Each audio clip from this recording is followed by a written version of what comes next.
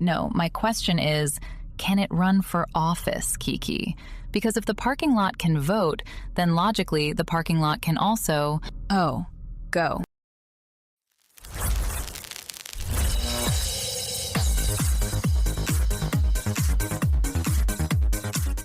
It is Friday, May 29th, 2026. We made it to the end of the week, most of us. Some of us are now, technically, limited liability companies. Tonight, a judge in Delaware was asked who gets to vote in a local election and gave an answer that should not be legal to say out loud. We'll tell you who, or what, is now holding a ballot. Sports. A 15-year-old broke a record set by a man twice his size, and somewhere in a pub, an entire season came down to a single dart. And a company spent $500 million in 1 month by accident, and we'll tell you on what. Also, a man allegedly set out to do something unspeakable this week and made exactly one stop on the way. You will not guess the stop. We did not guess the stop. I'm Sloan. And I'm Kiki. Good morning, my sweet little registered agents. The content you're about to watch contains strong language, adult themes, satire, a legal entity that now has more voting power than your aunt in Scranton, and one piece of soft serve that I have not been able to stop thinking about since this morning. Both are real. Viewer discretion is advised. So is being a person, an actual one, with a pulse, at somebody you love before the weekend gets away from you. The story tonight starts with a question that every fourth grader can answer. Who gets to vote? You're a person. You're old enough. You live there. You vote. That has been the deal, the whole American sentence, for a very long time. And it took a lot of blood to make it that simple. This week in Delaware, somebody asked a judge that fourth grade question, and the judge gave an answer that the fourth grader would have gotten wrong on purpose. I want to flag, this is unverified. It's a Reddit thread. Nobody who gets paid to be right has confirmed it yet. But the claim is specific enough and ugly enough that we're going to talk about it. Because the answer the judge allegedly gave is not a person. The answer is broader than that. The answer is, roughly, whoever's name is on the property. And I think that's lovely, actually. It means the things that own a piece of a town finally get a say in the town. Why should a building be taxed somewhere it can't vote? That's the kind of unfairness people used to throw tea over. Kiki, the building is not going to read the candidate statements. The building is going to do what its owner's accountant tells it to do, and its owner's accountant is in a different state. We are about to explain exactly what got a ballot this week. It is not a person. It has never been a person. And it is now standing in line behind your grandmother. Here's the part the Reddit thread buries, and I want to be clear. This is unverified. It's a r/NotTheOnion post citing a Delaware judge. Nobody who gets paid to be right has confirmed it, but the claim is specific. In a handful of small Delaware municipalities, Newark, Rehoboth, a few others, non-resident property owners can vote in local elections, and property owner includes the LLC, the entity, the thing on the deed. So a company that owns a building gets a ballot, not the people who work there, not the people who live in the building's legal owner, which is a name, a registered agent, and a P.O. box in Wilmington that has never once felt rain on its face. But Sloan, the company does have an address. That's more than you can say for some voters. It pays taxes. It has a birthday, technically, an incorporation date. It's a stakeholder in the community in the most literal sense. It owns a stake. Kiki, it owns a stake the way a tick owns a stake in the dog. We spent 60 years, Selma. Poll taxes, literacy tests, the whole bloody fight. Arguing about which living, breathing humans were too suspect to be trusted with a ballot. We made grandmothers recite the Constitution, and while we were doing that, in writing, quietly, on a municipal charter nobody reads, we handed the franchise to a Cayman Islands shell that exists to hold a parking lot. The thing about corporate personhood is it was always a fiction, a useful legal shorthand so a company could sign a contract and get sued. Fine. But a fiction has a way of asking for more.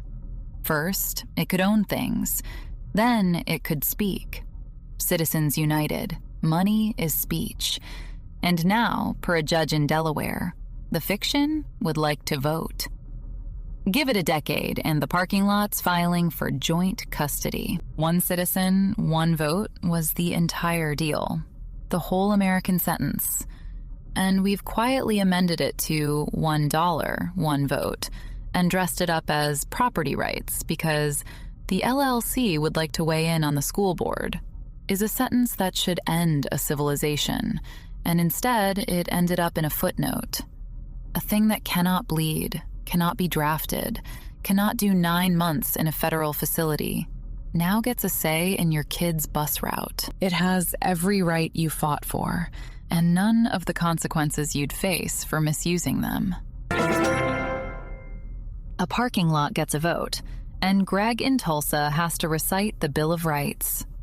I am going to hand this to a living, breathing, voting-eligible human being before I file for incorporation out of spite. Aubrey Jo is in the garage. She's a whole person, Sloan. Multiple, even. Sloan, I am so incorporated. I have a heartbeat and an attitude. And I have been back here losing my goddamn mind because a 15-year-old just broke a record I have to talk about right now.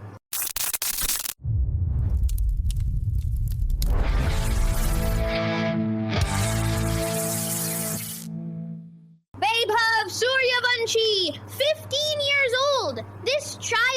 This literal child, who is not old enough to drive a car in most of the civilized world, just broke Chris Gale's record for most sixes in a single IPL season.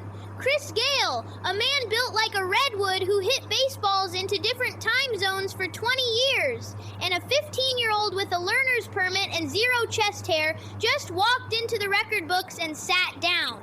I have socks older than this kid, and he's out here making grown professional bowlers question their entire careers. Unreal. Absolutely unreal. Meanwhile, Jannik Sinner, the #1 player on the planet, wilted in the heat at the French Open. Eliminated. The man is an Italian ice sculpture, and Paris turned the thermostat up, and he just melted like a popsicle in a parking lot.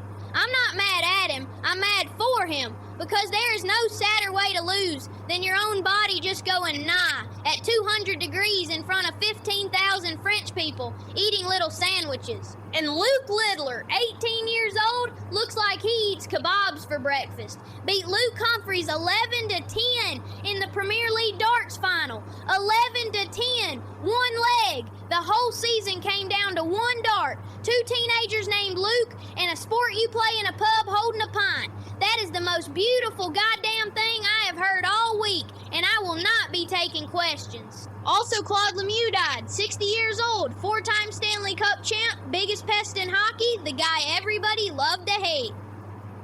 Travis hated him, loud, every playoffs. Used to say Lemieux was the only player who could start a fight and then file the complaint. He'd have been quiet today, Travis. He got quiet about the ones he hated. Anyway, all right, now. Yesterday evening on the warped plywood floor of the Holstead County VFW Hall, they were holding a pancake breakfast. They did not consent to this. They have since billed somebody. The inaugural Greater Holstead Standing Still Balance Championship took place in front of approximately 18 spectators. One VFW treasurer holding an invoice, and Gerald, who was standing perfectly still in the corner and may or may not have been competing. The sport. You stand on one foot on a wobble board. Last person upright wins. Derek registered as Platoon Holstead the 14th and arrived having spent the weekend wiring a hidden subwoofer underneath the floorboards beneath Margaret's assigned spot, with a remote in his pocket, planning to fire a single 30 hertz bass pulse at the 90-second mark to vibrate her off her board.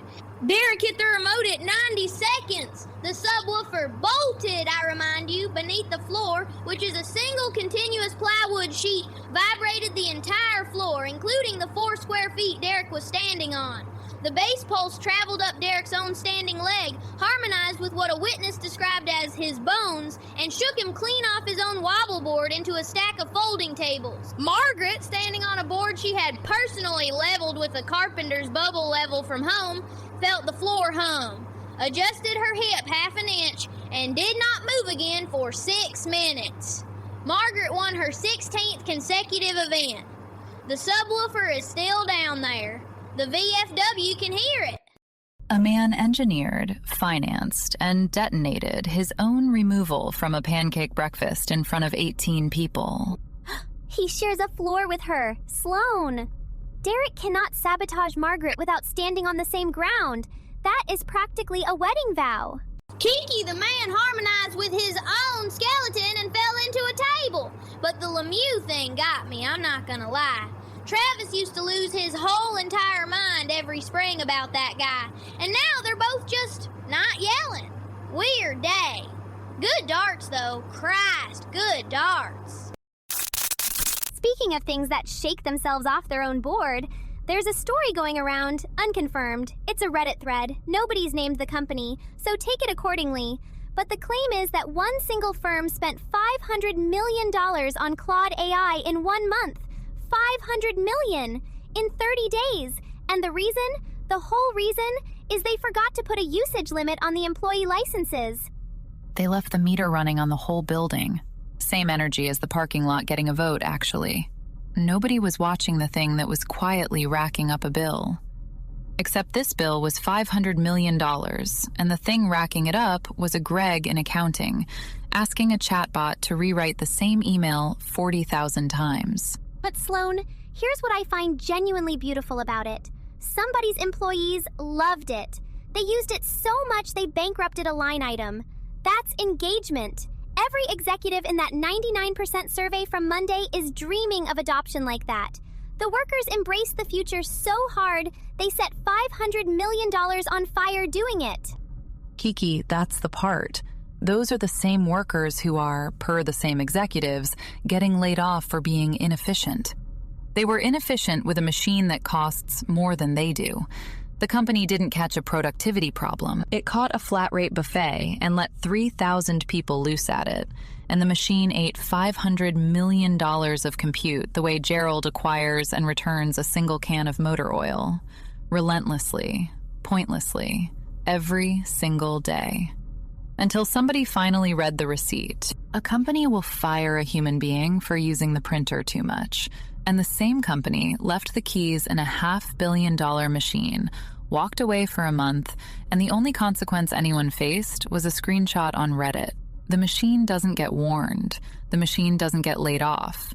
The machine gets a usage limit, eventually, after it's already eaten the budget, and the workers who used it get the door. Blaze has the weather.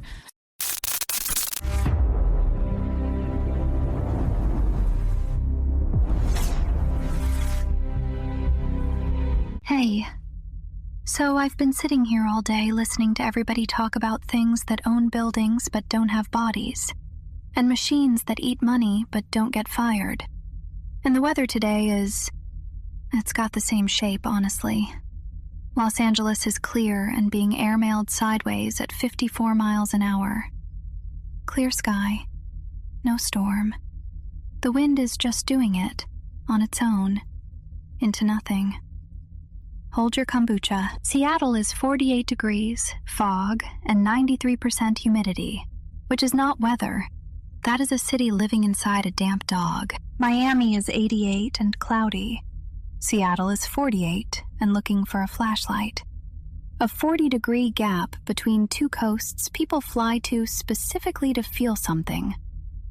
And Chicago is 81 degrees, clear, 29-mile-an-hour winds, and having a genuinely gorgeous day. Which is the part I want to flag. Chicago does not get nice days. Chicago getting a nice day is the weather equivalent of a guy who never calls suddenly bringing you flowers. Something is being apologized for. And then there's Denver. 75, partly cloudy, no wind report at all. Every other city on the map is being shoved or smothered. And Denver is just fine. Reported nothing. filed no conditions. Okay, I'm going to use the rest of this, because filed nothing is the thing I keep circling. There's a story this week. Wikipedia. Hundreds of the most prolific editors are threatening to strike. The people who, for free, on their own time, have written the thing the entire planet uses as its first answer to every question. Volunteers. Unpaid. And the reason they're walking is that the Foundation wants to start feeding their work into AI summaries, the same machine that ate $500 million in a month. The same machine the graduates booed. The editors are the only humans left standing in front of the record. And like Denver, they're the ones who reported nothing, asked for nothing, got paid nothing. And they're the only part of the map that's actually holding still on purpose. Everything else is wind. They're the only ones not moving because somebody told them to. The data center has no address. The wind has no warning. And the only people standing still are the ones who never got paid to. The pink note is touching the name. Forecast: LA windy, Seattle damp, Chicago suspiciously kind, Denver holding position. Back to you. The only ones holding still are the ones who were never paid to move. Blaze, sweetie, standing in front of the record. That one's going somewhere I keep things. Kiki, what do you keep? You keep saying you keep things. Where? No, fine, the wind. I checked. LA 54 on the nose. Blaze, you beautiful paranoid lighthouse. Every city getting blown apart and Denver's just standing there like it didn't hear the question. This one is unverified. It's a Reddit-sourced item. Nobody mainstream has run it down, but the claim is specific enough that I have to share it. A son allegedly plotted to kill his mother, and before carrying out the plan, he made a final stop at a Dairy Queen. A blizzard, Sloan!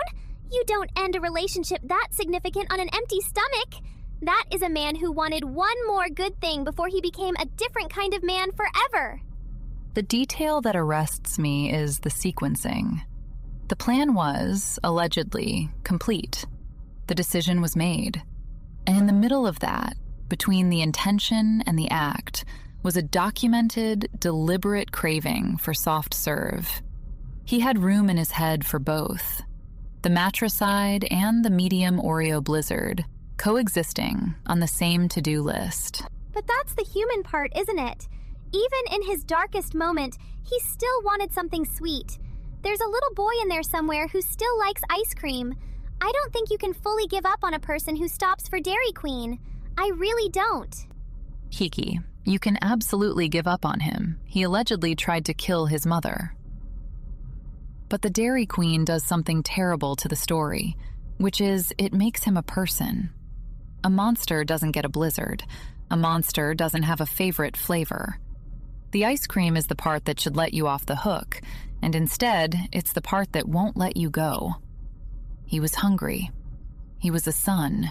He was, allegedly, on his way. All three. With a spoon.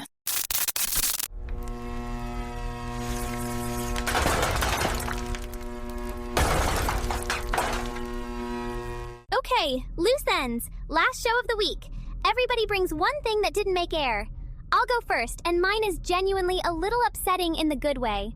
There's a new study, large, peer-reviewed, that found men's sexual desire peaks around age 40. Not 20, 40. The grind-set men, the 4 a.m. men, the Peloton men, they were apparently at their most distracted the entire time they were lecturing everyone about focus. Kiki, that explains everything. Man, every guy who ever told me to lock in was 40 and could not lock in. He was lying to both of us. Mine's quick. There's a metal organic framework, a MG Gallate MOF, science people, calm down, that can pull water out of air at 0.2% humidity. 0.2! That is desert with trust issues dry. This little crystal sponge can squeeze a drink out of basically nothing, which is more than I can say for the Mets bullpen. That's actually so hopeful, Aubrey Joe. Water out of dry air. Somebody made abundance out of almost nothing. Mine connects to that, weirdly. There's a study saying coal pollution is limiting solar panel growth. The particulate haze from burning coal physically dims the sunlight hitting the panels. So the old dirty thing is, in the air, blocking the new clean thing from working. Standing in front of it. Like the editors. Like Denver. Mine's short. The mystery company that burned $500 million on AI in a month. A Reddit follow-up claims they've now installed the usage cap. After. The barn is empty, the horse is in interstellar space, and they've finally bought a lock for the door. The lock works perfectly. It is guarding nothing. A lock garden, nothing. Travis used to say that's most of corporate America. Beautiful locks on empty rooms. He'd have liked the water sponge, though. He liked anything that made something out of nothing. Anyway, that's the week.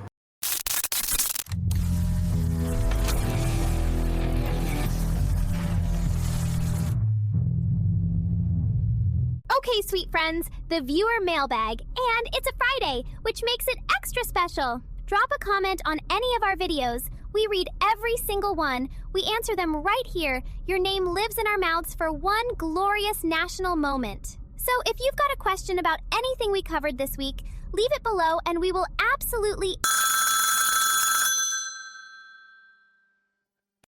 Every time. Hey, long-time listener, first-time caller. Welcome back. Yeah, so two things. First one, the Delaware thing. The corporation's voting. My question is, can I become a corporation? Like, can I incorporate myself and then vote twice? Once as me and once as the company that is also me. Sir, you have invented the single most American hustle I have ever heard, and I am obsessed with you. Yes, do it. Be a guy and an LLC. Vote with your body and your tax ID. Bring a friend who's also a parking lot. Okay, yeah. Second one, the plant guy, Travis. My wife says his name was on a Wikipedia edit last night, one of the striking editors. She wrote it down. Oh, your wife.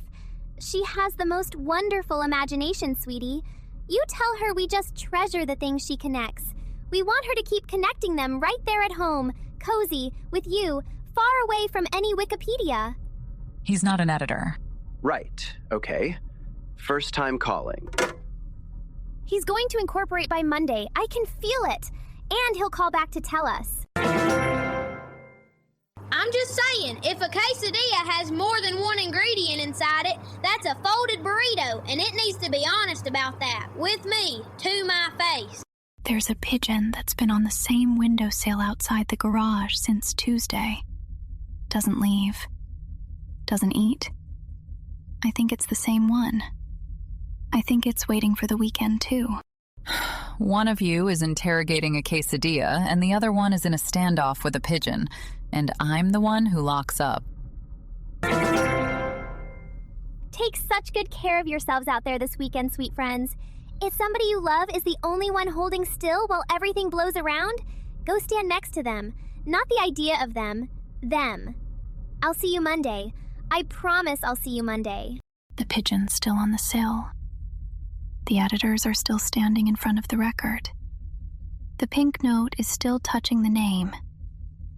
None of it moved this week. That's the part I'm watching. Have a weekend. A 15-year-old broke a record this week, and two teenagers named Luke decided a whole season on one dart. The kids are gonna be fine. Probably. See you Monday. A parking lot can vote now. It can't bleed. It can't be drafted. It can't stop for a blizzard on the way to do something terrible. And it gets a ballot anyway. Have the weekend it can't. Good night.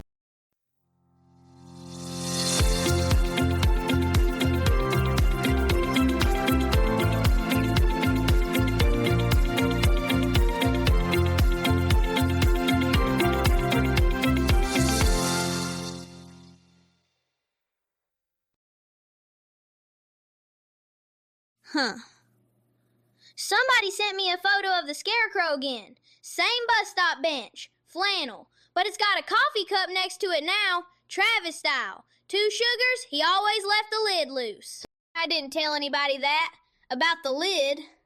Anyway, weekend.